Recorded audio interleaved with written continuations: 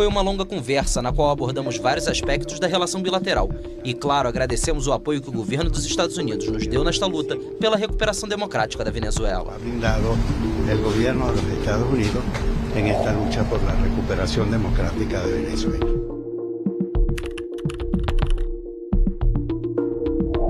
Están detenidos en este momento de distintas nacionalidades para la ejecución de actos terroristas en Venezuela. 125 mercenarios venezolanos, hay colombianos, hay de Estados Unidos, hay peruanos, hay españoles, hay italianos, uruguayos, ucranianos, suizos, checos, del Líbano, Albania, de Holanda, de los Países Bajos, de Israel, de Alemania, de Argentina, de Guyana, de Yemen. Sí, mercenários. A chegada antecipada de Edmundo González Urrutia aos Estados Unidos e seu encontro com o presidente Joe Biden colocaram ainda mais pressão sobre o regime de Nicolás Maduro. Esse movimento inesperado gerou uma onda de revolta no governo chavista e intensificou a pressão internacional contra a ditadura venezuelana. Em meio ao desespero, Diosdado Cabello, o braço direito de Maduro, anunciou em rede nacional a prisão de cidadãos de diversos países, entre eles norte-americanos, argentinos, espanhóis e até de Israel. Esse ato provocou reações imediatas de governos e até mesmo do Mossad israelense, que agora investiga a veracidade das alegações. A proximidade da posse presidencial no dia 10 de janeiro colocou o regime chavista sob os holofotes do mundo, especialmente após denúncias do grupo Anonymous, que indicam a presença de agentes norte-americanos disfarçados dentro da Venezuela e a movimentação de tropas da Marinha dos Estados Unidos posicionadas na Guiana. Esse cenário alimentou especulações sobre o planejamento de uma possível fuga de Maduro pelo mar, utilizando o território brasileiro como rota de escape.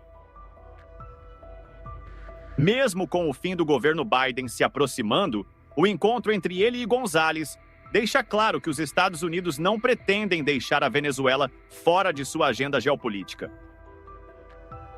A antecipação dessa reunião, antes prevista para 9 de janeiro, reforça que o governo norte-americano busca preparar o terreno para Donald Trump, que assume a presidência em 20 de janeiro, e já demonstrou reiteradamente que irá atuar contra o regime de Maduro com mais força e determinação.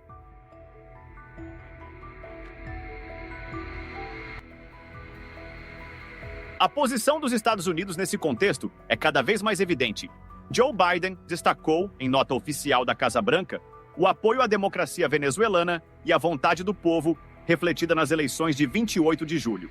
Para Biden, o resultado que apontou Edmundo González como vencedor deve ser respeitado, garantindo uma transição pacífica de poder. Essa declaração oficial intensificou a pressão sobre Maduro, que agora enfrenta isolamento diplomático crescente, como demonstrado pelo rompimento de relações entre Venezuela e Paraguai. Ao reconhecer González como presidente eleito, o governo paraguaio expulsou os diplomatas venezuelanos do país, reforçando a tendência de isolamento do regime chavista na América do Sul. Maduro, por sua vez, tenta demonstrar força com medidas desesperadas, mas sua posição se enfraquece à medida que mais países e instituições internacionais, como a União Europeia, se posicionam contra sua ditadura. A ditadura venezuelana enfrenta um cerco cada vez mais intenso. Com potências globais e aliados regionais apoiando Edmundo González, o panorama indica que Maduro está à beira de perder sua base de apoio, incluindo militares venezuelanos que já manifestam deserção do regime. A los fines de unir esfuerzos con el liderazgo político nacional, con las Fuerzas Armadas y con el pueblo, para que se haga respetar la voluntad del soberano expresado en las urnas el pasado 28 de julio del 2024. As detenções de cidadãos estrangeiros revelam um governo em desespero, recorrendo a táticas de intimidação, enquanto a comunidade internacional se mobiliza contra suas ações opressivas.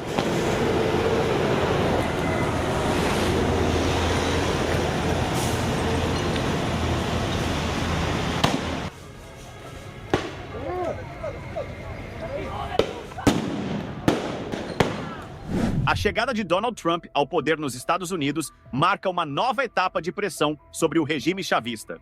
Trump, um crítico aberto de Maduro, tem um histórico de ações contundentes contra governos autoritários.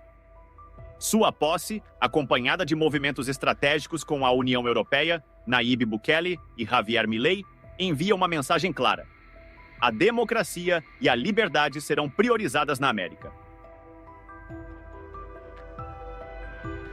O dia 10 de janeiro promete ser decisivo. Com a posse de González se aproximando, a Venezuela vive um clima de expectativa e tensão. A ditadura chavista, enfraquecida e isolada, enfrenta o cerco diplomático mais intenso de sua história. O povo venezuelano, que há anos sofre com as consequências de um regime autoritário, vê na transição de poder uma esperança de dias melhores e de reconstrução nacional. O que se desenha no horizonte é uma nova Venezuela, onde a democracia e a dignidade possam finalmente prevalecer sobre a repressão e o autoritarismo. A chance dele ser preso é muito maior do que dele conseguir fazer um discurso, por exemplo, a céu aberto. A Venezuela não é uma democracia, embora o presidente Lula da Silva, quando recebeu o ditador Nicolás Maduro com tapete vermelho, logo nos primeiros meses de governo em Brasília, chame de democracia relativa. Eu preciso ajustar a narrativa aqui e acolá. Não é uma democracia, é uma ditadura sanguinária, uma ditadura que fez mortos, que tem presos políticos, que não admite oposição, onde não há mais liberdade, não há liberdade de imprensa, não há liberdade de pensamento, não há liberdade de expressão e que tem a força à sua mão. Um ditador que age com o exército e com a sua própria polícia, a sua guarda pretoriana. Então, Nicolás Maduro rompeu todos os limites possíveis, oprimindo e deixando seu próprio povo à mercê da fome. Achar que o que acontece lá na Venezuela não pode acontecer aqui é tampar os olhos diante dos fatos. Seguimos atentos e vigilantes, torcendo pelo fim de todas as ditaduras existentes no mundo. Se você assistiu o vídeo até aqui, escreva nos comentários a hashtag #NãoTemosMedo.